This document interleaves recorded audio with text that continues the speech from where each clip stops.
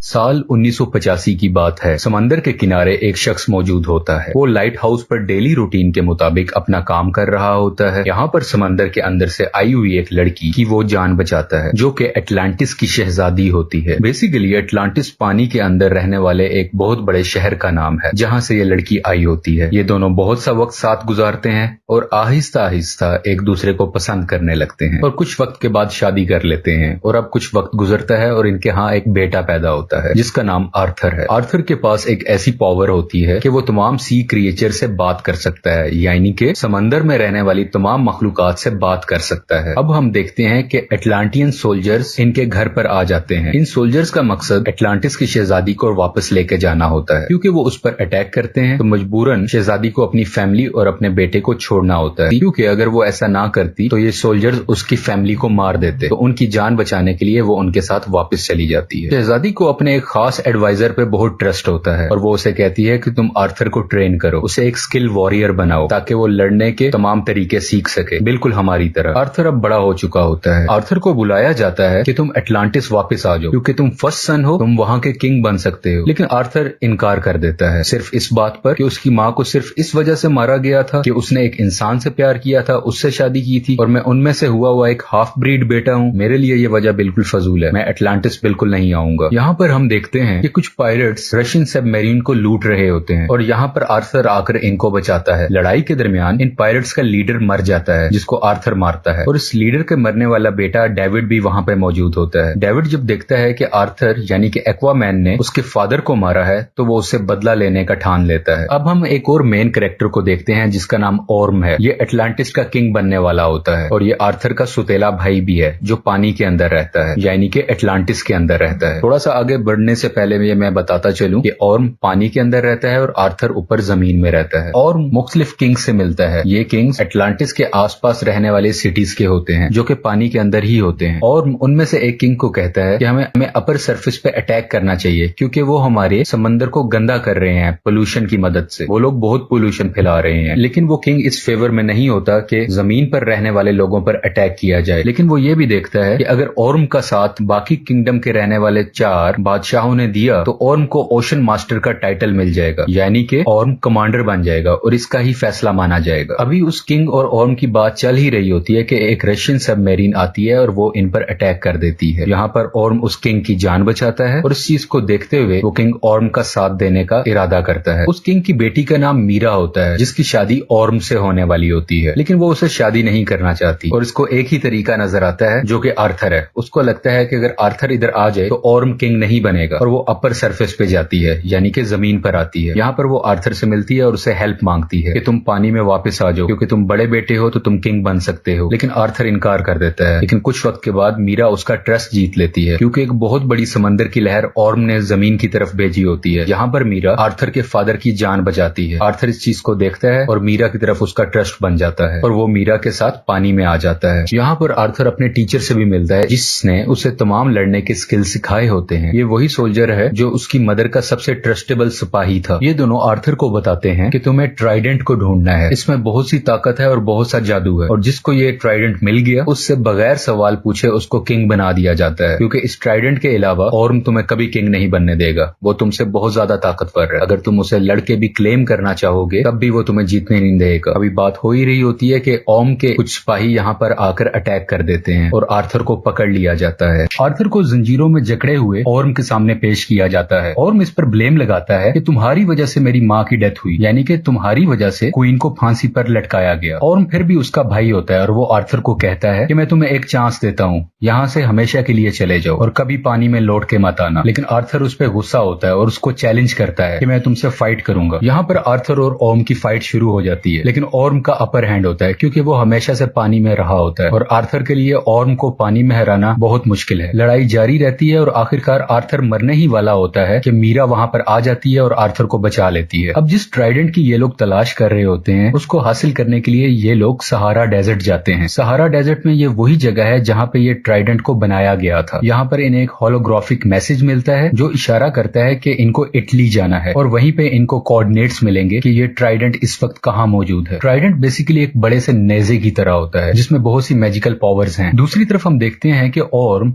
David से मिलता है। डेविड वही शख्स है है जो मरने वाले पायरेट का बेटा था और एक्वामैन से बदला लेना चाहता है। यहाँ पर हमें यह भी रिवील होता है कि वो रशियन सबमरीन जिसने पानी के बादशाह पर अटैक किया था वो डेविड और ऑर्म की मिली साजिश से हुआ था। यानी कि ये ऑर्म का ही प्लान था कि डेविड उस बादशाह पर अटैक करे और वो उसकी जान बचा ले, जिसकी सिंपैथी में वो बादशाह ऑर्म का साथ दे। ऑर्म यहाँ डेविड को लेटेस्ट एटलांटियन बैटल सूट भी देता है। ये बहुत मॉडर्न टेक्नोलॉजी होती है जो सिर्फ पानी में रहने वाले लोगों के पास हो। डेविड इस टेक्नोलॉजी को टेस्ट करता है और उसको देखकर बहुत खुश होता है कि अब उसका बदला पूरा होगा आर्थर को मार के। यहाँ पर ऑर्म एक और पानी में रहने वाले किंगडम जिसका नाम किंगडम ऑफ फिशरमैन है उनके किंग को मार देता है और उनको मजबूर करता है कि वो ऑर्म का साथ दें, क्योंकि किंगडम ऑफ फिशरमैन के किंग मर चुके होते हैं। वो क्वीन और प्रिंसेस को फोर्स करता है और उन्हें कहता है कि तुम अगली कतार में यानी कि जंग की अगली लाइन में लड़ोगे और उनको फौज जमा करने के लिए कहता है। यहाँ पर हम डेविड को देखते हैं जो ऑर्म की तरफ से दिए गए मॉडर्न टेक्नोलॉजी को कुछ बदलता है और अपने लिए एक सुपर हीरो सूट बनाता है। ये इसका नाम ब्लैक मैंटा रखता है। डेविड इस सूट को पहनकर बहुत पावरफुल हो जाता है और अब हम देखते हैं कि आर्थर और मीरा इटली के अंदर जा रहे होते हैं उन्हीं कोऑर्डिनेट्स की तलाश में और ये वहां पर अटैक कर देता है। डेविड यानी कि ब्लैक मैंटा और आर्थर की बहुत लड़ाई होती है।